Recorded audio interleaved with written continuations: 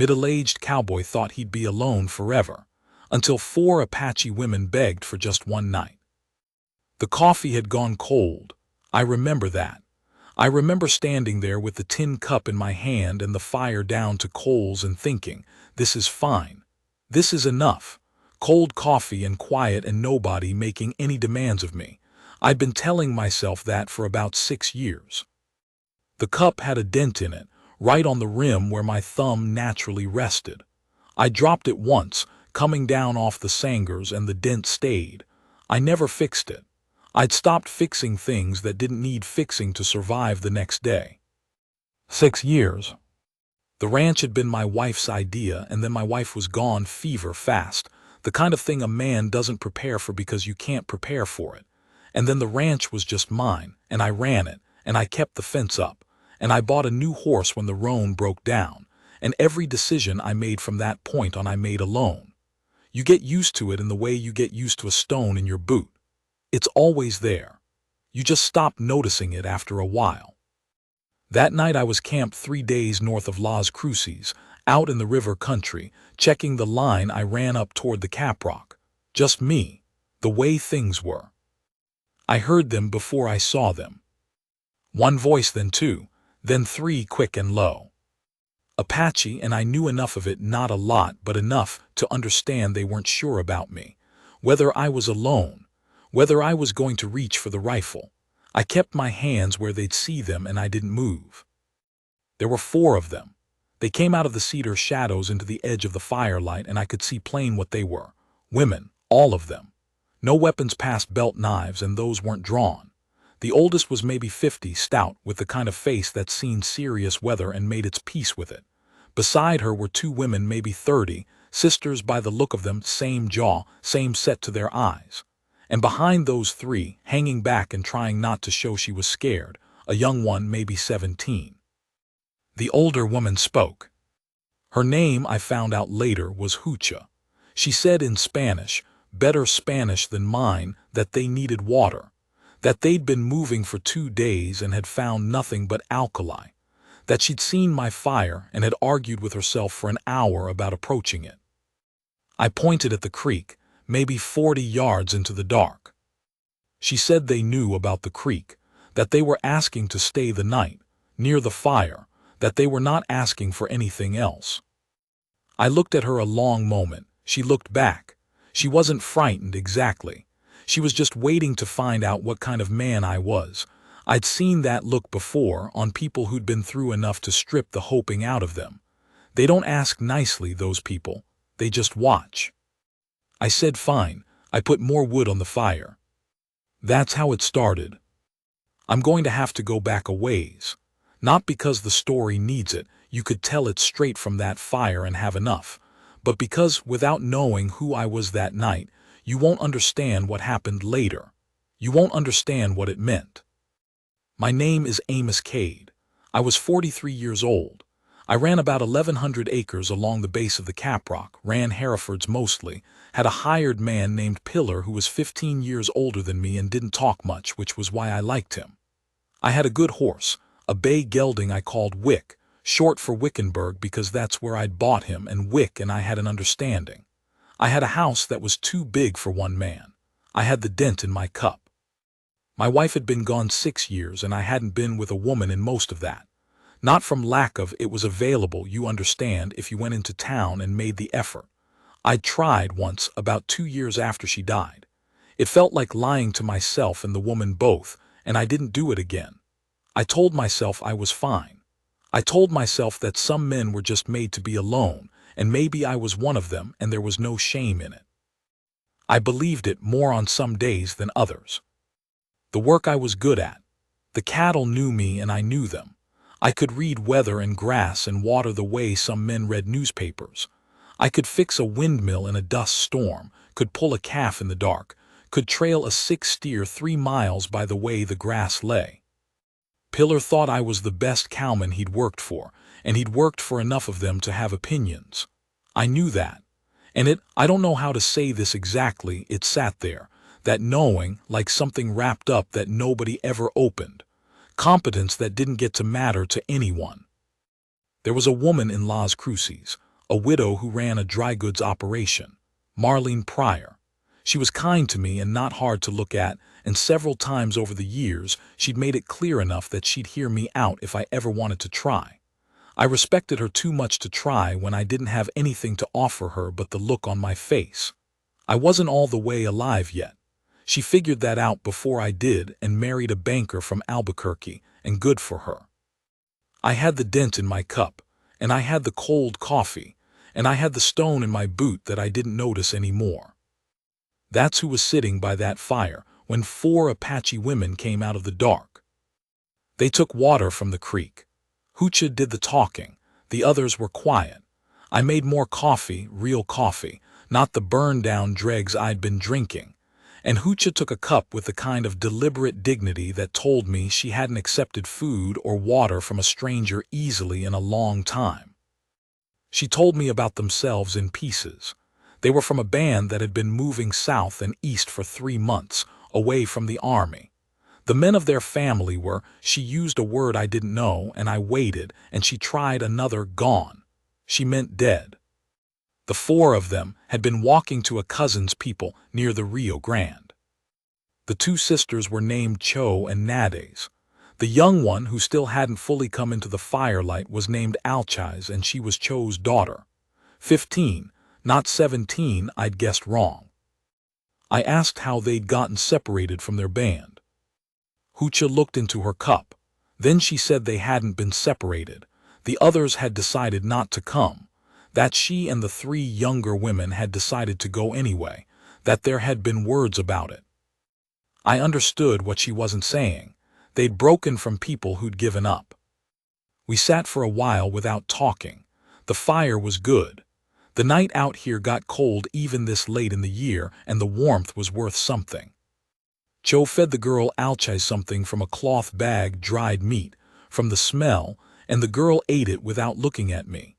She was watching the dark past the firelight, past my camp, back the way they'd come. I asked Hoocha how far to the cousin's people. She thought 4 days on foot, she said, maybe 3. I looked at the girl. She wasn't well. I don't mean sick exactly, more like she'd been running on empty for a while and the empty was catching up. I'd seen that in stock and I'd seen it in people. The body starts to make decisions about what to keep going and what to let slide. I didn't say anything about it. Hoocha had eyes, she knew. I unrolled my second bedroll and put it near the fire and gestured at it. Hoocha looked at me, and then she looked away, and then she said something to the others in Apache, and Nades and Cho made Alchais lie down on it without any argument from the girl, which told me she was worse than she was showing. I spread my bedroll on the other side of the fire, put my back to a cedar, pulled the hat down. I didn't sleep much. I don't think Hoocha did either. I could hear her sitting up doing whatever she did in the dark, not praying exactly, something quieter than that. When the sky went gray, I got up and went to the creek and washed my face and came back. Hoocha was already at the cold fire, stacking cedar for a new one. I watched her for a second. She moved with the economy of someone who'd been keeping camp her whole life. No wasted motion, no hesitation, like a good craftsman at familiar work. I asked if the girl could walk. Hoocha looked at Alchais, still sleeping. She said probably, but that probably wasn't the same as yes, and I could see her weighing it. I told her I had 2 horses. She looked at me. I said I was heading back south and east in the next day or 2 anyway, and that I could take them at least part of the way. That the girl could ride Wick, and the lightest of the others could ride with her, and we'd get along faster than they could on foot. Hoocha said nothing for a while. The fire caught and she fed it a bigger piece of cedar, and it crackled up properly. She asked me why. I thought about it. Not to give her a good-sounding reason. I wanted to give her the true one. I said I didn't like the idea of that girl getting worse for 3 days of walking when she didn't have to. Hoocha looked at me again. She had brown eyes so dark they were almost black, and they were steady and direct in the way you see in people who have been lied to by enough men to learn how to look past the words. She said all right. We were moving by the time the sun cleared the mesa. Alchai sat on Wick and didn't complain about anything. The mare I had, a spare I'd been training, gray, younger, and a little skittish, carried Cho, who had the best seat of the three older women, hands down the most natural rider, sat her with her weight back and her hands quiet, and the mare calmed down for her inside of 10 minutes. Hoocha and Nades walked. Both of them covered ground like they were born to it. Hoocha had a longer stride than you'd expect for a compact woman, and she set her pace and kept it without working. Nades was quieter than the others, watchful, and she walked slightly off to the side where she could see in all directions, which was something she'd trained herself to do. It wasn't nervous. She wasn't nervous about anything as far as I could tell. It was just the way she moved through the world. I walked with them. I could have ridden. I had the room on the mare if I doubled up with Cho, or I could have just walked Wick and let Alchais have a horse to herself with nothing to worry about. But I walked. I'm not sure when I decided to. I just did it. We didn't talk a lot the first half of the day. Hoocha asked me about the country ahead. I told her what I knew, where the water was, where it wasn't, the arroyos that dried out into nothing this time of year versus the ones with permanent flow. She listened and didn't ask me to repeat anything. She was filing it away. Around midday we stopped at a rock tank I knew, a natural basin in the sandstone that caught runoff and held it. While the horses drank and the women filled their bags, I noticed Cho watching me. She was the more forward of the sisters. Nades watched but held it inside. Cho watched and didn't bother to hide it. She was trying to read me, the same as her mother had, but she was younger and the edges of it showed. I sat on the rock above the tank and ate jerked beef and hardtack, and didn't do anything to make her feel she needed to stop. After a while she said, in Spanish, that I was younger than she'd thought by the fire. I said 43 wasn't young.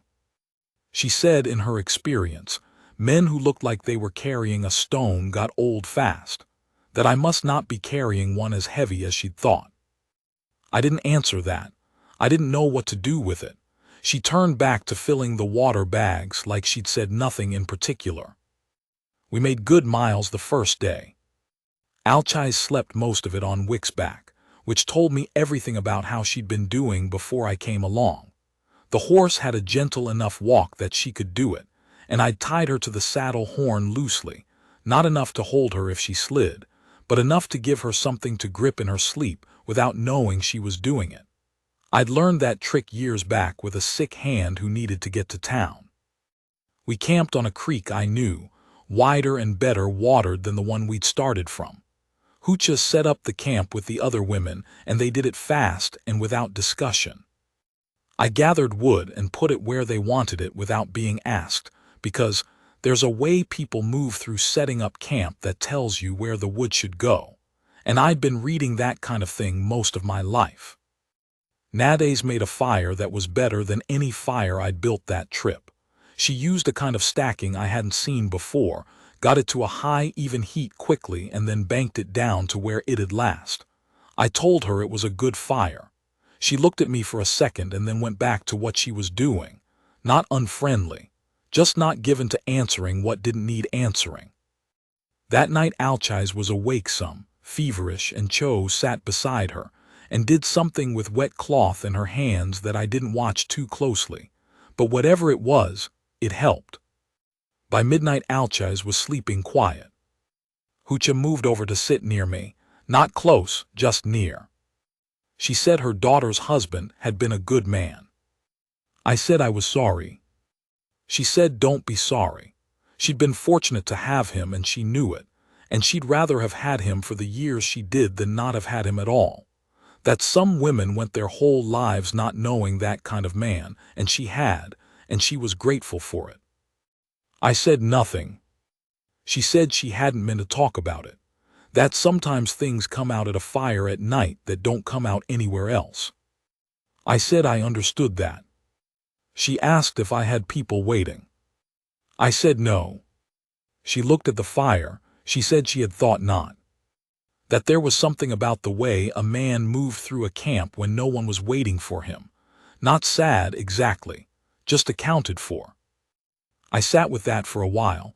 It wasn't an insult. It was just true, and it sat there, and I let it. She said her daughter Cho had not had a good man. That her daughter's husband, Alchise's father, had been afraid in ways that kept everyone around him afraid too.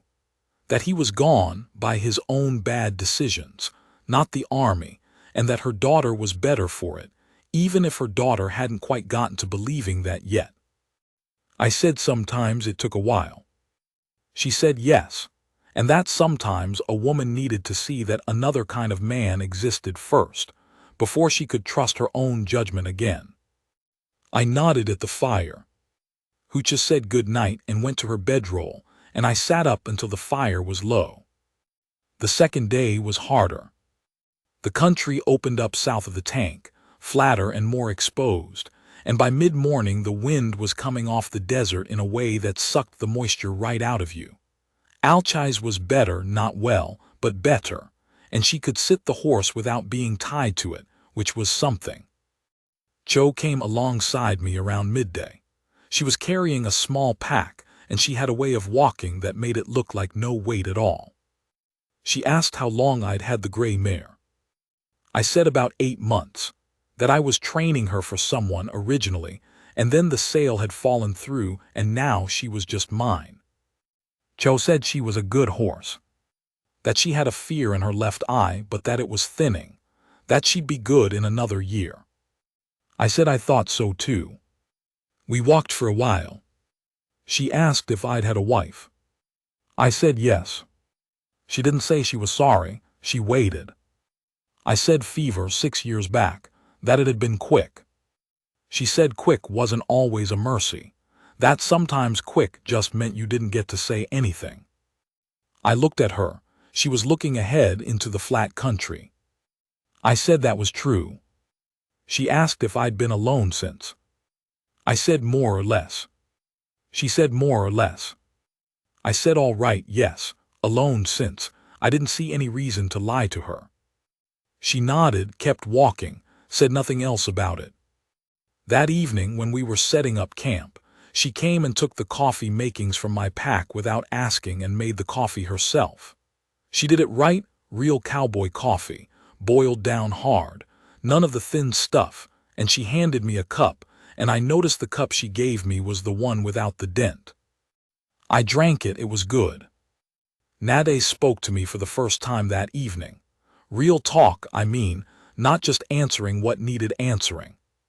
She sat across the fire from me, and she said that she had been watching me for 2 days. I said I knew. She said she wanted to understand what kind of man took strangers 4 days out of his way, without being asked. I said I hadn't been asked for 4 days. I'd been asked for 1 night. She almost smiled. Then she said, yes, and what made him decide to keep going after the 1 night was through? I thought about it.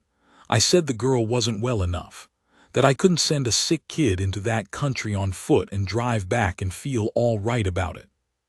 Nade said there were men who could. I said I knew that. She was quiet for a bit. Then she said that her husband had been one of those men, that he was still alive somewhere, and she hoped he stayed wherever he was. I said I was sorry for that. She shook her head, said don't be, said the sorry feeling was the first thing she'd gotten rid of, that the sorry feeling kept her attached to something she needed to be done with. She poured herself more coffee and said that she was telling me this not because I'd asked, but because she thought I was the kind of man who could hear it without turning it into something about himself. I said I'd try. She said good, and that was the end of it, and she went to tend to Alchise, and I sat with the fire. I need to say something here, about those days in that country with those 4 women. I don't know how to make it sound right without it sounding like something it wasn't. There was nothing soft or romantic about it. It was hard work and hard miles and a sick girl who needed watching and a stretch of desert that didn't care about any of us. That part was real, and that part was all of it, most of the time. But there was also this. 4 women who had been through enough to read a man down to the bone in under a day. 4 women who had decided, each in her own way, separately, that I was worth being close to. Not in any romantic sense, not yet. Just in the sense of sitting near me at a fire, talking to me like I was someone worth talking to, trusting me with a sick child, with a helpless girl who was everything to them, putting her on my horse and letting me lead that horse through country they didn't know. Trusting me. I hadn't understood what I'd been hungry for until I got a taste of it. That's the only way I know how to put it. I was good at what I did, and no one had seen it in a long time, not since my wife. And here were 4 strangers who had more reason than most to distrust men. 4 women who'd come out of a bad few years with their trust worn down to almost nothing. And they had looked at me, really looked, and decided I was worth it. I didn't know what to do with that. I kept walking and kept managing the horses and kept doing the work because that was all I knew how to do when something felt big. You just keep working. You let the feeling settle around you while you do the work, and after a while it becomes part of you and you can carry it. 3rd day. Apache was well enough to walk in the morning. She fell in beside me for a while, this serious girl with her mother's jaw and her grandmother's steady eyes, and she walked and didn't say anything for about half a mile, and then she said in careful Spanish that she had heard I had a ranch. I said yes. She asked how many cows. I said around 350 right now, had been more. She asked if I had dogs. I said one old one back at the ranch, blue heeler gone half blind in one eye. She asked what his name was. I said Caleb. She thought about this very seriously, the way 15-year-olds think about things. Then she said Caleb was a good name for a dog. I said I thought so too. She went back to her mother after that, but I noticed she kept walking in my direction, about 5 feet off, for most of the rest of the morning. Just close enough to be near something she decided was steady. That did something to me. I can't make it bigger than it was. She was a kid who'd been through a rough time and she wanted to walk near something solid. But it meant something to me that she'd chosen me for that, not out of nothing. She was Hooch's granddaughter, and she'd learned to read people from a woman who could read them better than anyone I'd ever met, and she decided I was solid. You get to a certain age, alone enough and long enough, and you start to wonder whether you are what you think you are. Whether the man you believe yourself to be is just something you tell yourself in the dark, and nobody else is ever going to agree.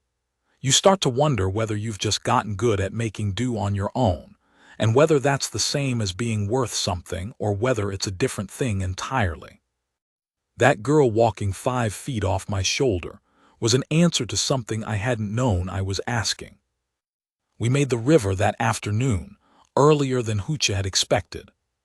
She stopped at the top of the bank and looked down at the wide, brown, moving water, and I watched something go through her face that I won't try to name. Relief, maybe, but older and more complicated than that word gets at. She said they were close now, that the cousins' people were another half-day east along the river. I said good. She asked if I would make camp with them that night before heading back. I said yes. We went down to the river, and the women and Apache went into the water up to their knees, and then up to their waists, and the sound of them in that water, just the sound of it. I walked the horses upstream and let them drink and didn't look. That evening was different from the others.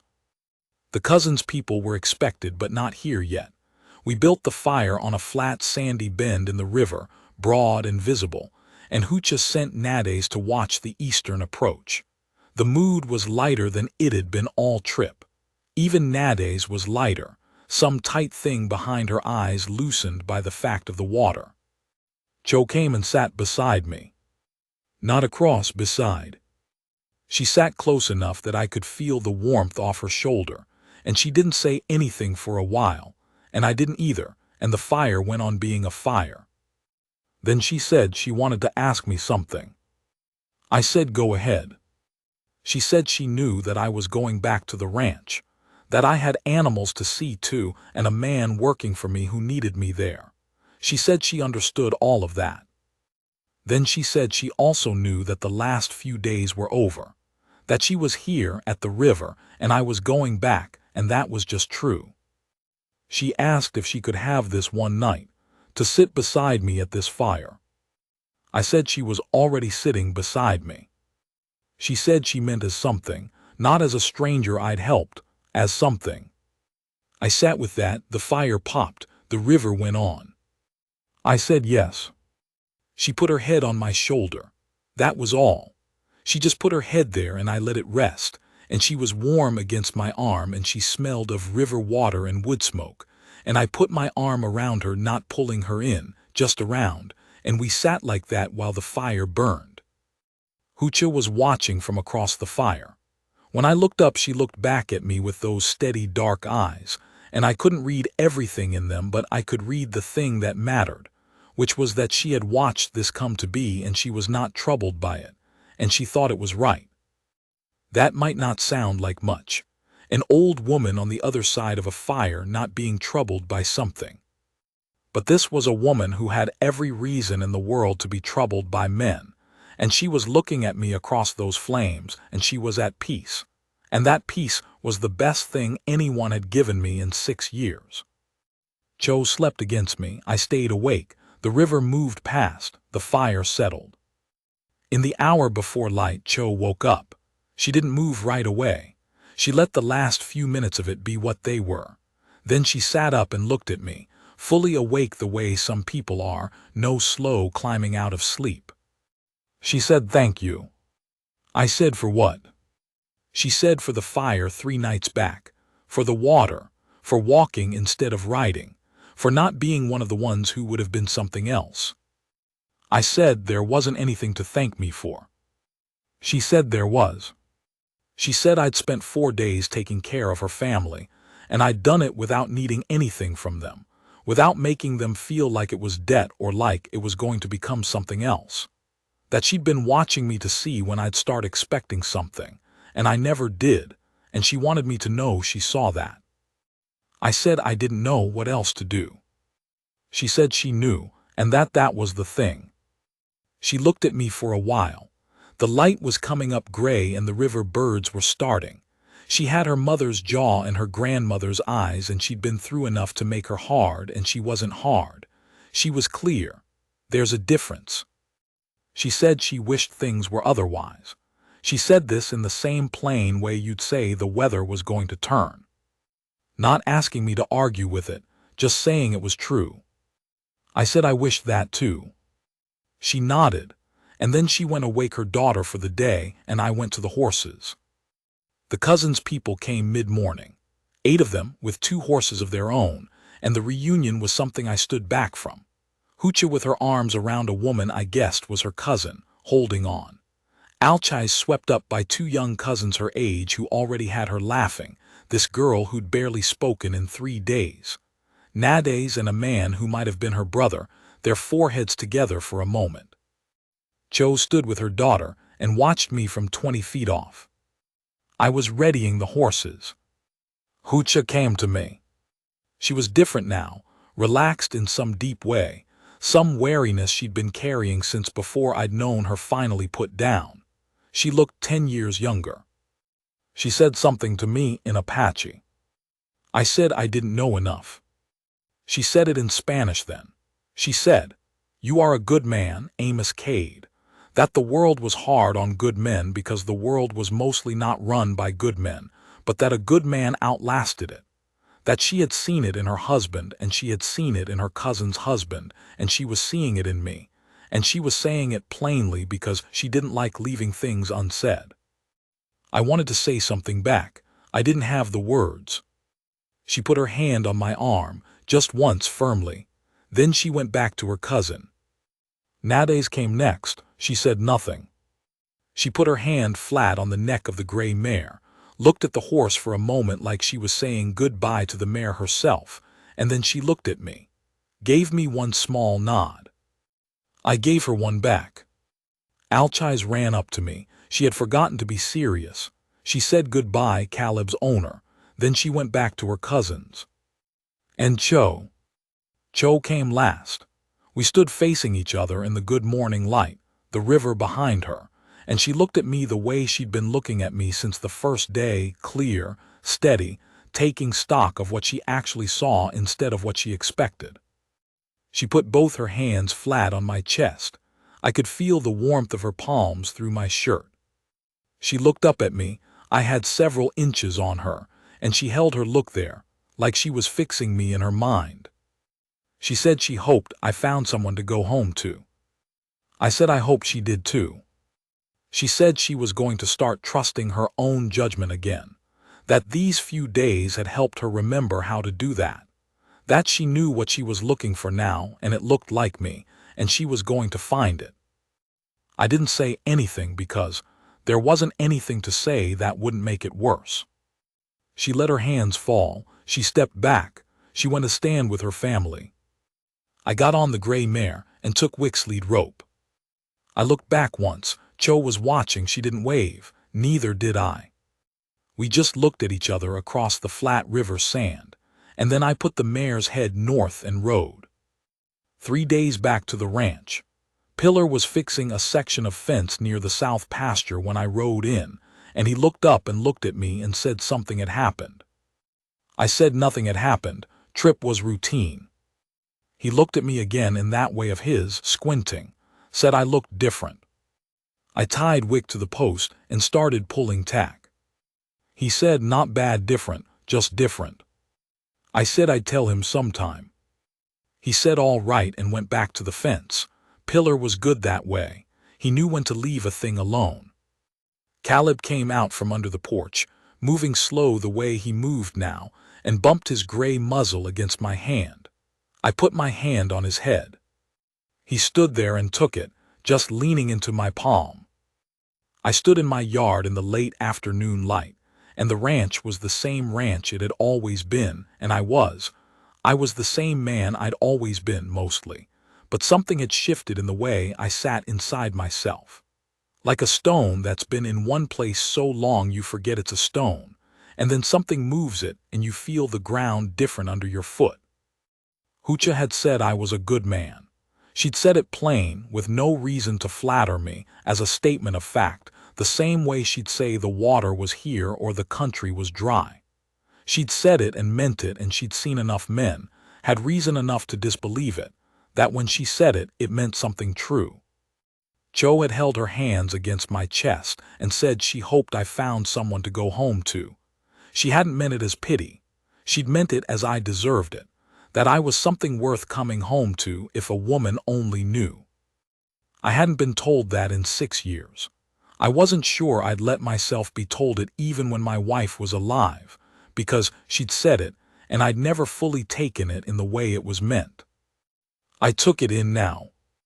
I stood in my yard with my hand on the old dog's head, and the late light going gold on the caprock, and I took it in. The following spring I was in Las Cruces for supplies, and I ran into Marlene Pryor's sister, who told me Marlene's husband, the banker, had turned out to be less than advertised, and she was back in town running the dry goods herself. I walked over to the dry goods store. Marlene was behind the counter, arranging tins. She looked up when I came in and she gave me a look, the kind of look a woman gives a man when she doesn't know yet whether to be glad he's here or not. I said I'd been meaning to come by. She said had I? I said I had. I said I knew I hadn't been in any shape before, that I'd had something wrong with me that I hadn't known how to fix, that I thought maybe I was closer to having it fixed. She put down the tin she was holding. She looked at me straight. She said, Amos Cade, that is the most words I have heard you say at one go in 15 years of knowing you. I said I was working on it. She looked at me for a long moment, that direct, appraising look, reading what was actually there. Then she said she closed up at 6, and if I wanted to take supper with her, she was willing to hear more. I said 6 was fine. I walked out into the spring dust of Las Cruces with the sun on my face and the dent still in my cup and the stone not in my boot anymore. Or maybe it was there, but I knew now what it was and that I could carry it, and that wasn't nothing. It wasn't nothing at all. I saw Cho again exactly once. Almost 2 years later, I was through the river country again on a drive, just me and Pillar, cutting back north, and we stopped at the same wide bend where I'd sat at that fire with her. I don't know why I stopped there. The water was good. That was reason enough if you needed one. I was sitting on the bank in the early evening and a rider came along the south bank. Apache, a man, driving 3 horses. He stopped when he saw us. We looked at each other across the water. I raised a hand. He raised one back and moved on. 20 minutes later, a small party came along the same bank. 5 people, walking. And among them, a woman who walked with a familiar economy, a familiar way of covering ground. She saw me at about the same time I saw her. She stopped. The others went on a few paces and then they stopped too. We looked at each other across the water. She was different, not unhappy different, just fuller somehow, like someone who'd gotten weight back after losing too much. She was holding the hand of a child I hadn't seen before, a small one, 3 or 4. I didn't call out. The river was wide enough that you'd have to shout. She lifted her free hand, not a wave exactly, just a raise, recognition. I lifted mine back. She turned and walked after her people. The child trotted beside her. I watched until the river bend took them. Pillar was downstream giving his horse water, and he'd seen none of it. I sat on that bank for a while. Good, I thought, good for her. The river moved past. The light went down into the caprock and turned everything the color of old copper. Good for her. And good for me, I thought. Good for me that I was the man who'd sat at that fire. Good for me that 4 women who could have been anyone had looked at me, had really looked at me, not past me, not through me, and found something worth the looking. You don't always get to know who you are from the inside. Sometimes you need someone to tell you from the outside, plainly, with nothing to gain from it. I had it in me now. I got up off the bank and went and got my horse, and we moved on north toward the ranch. Marlene was there.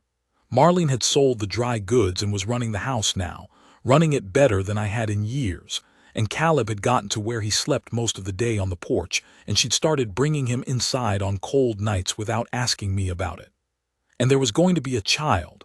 I hadn't known it then, sitting on that bank. I found out 2 weeks later, our first, late for both of us and perfect for exactly that. I had all of that. I had it because 4 women had looked at me in the dark and decided I was someone worth trusting with a sick child and a long walk and a cold fire and a head on a shoulder, and that seeing had woken something back up in me that I'd let go dark. And I'd carried that woken thing back to my ranch, and I'd stood in my yard and let it live in me. And then I'd walked into a dry goods store in Las Cruces and said more words than I'd said to anyone in years. That's the whole of it. That's how it happened. The river was moving when I last saw her, and the light was good, and she was going her way and I was going mine, and that was exactly right. That's exactly how it should have been. I was going home.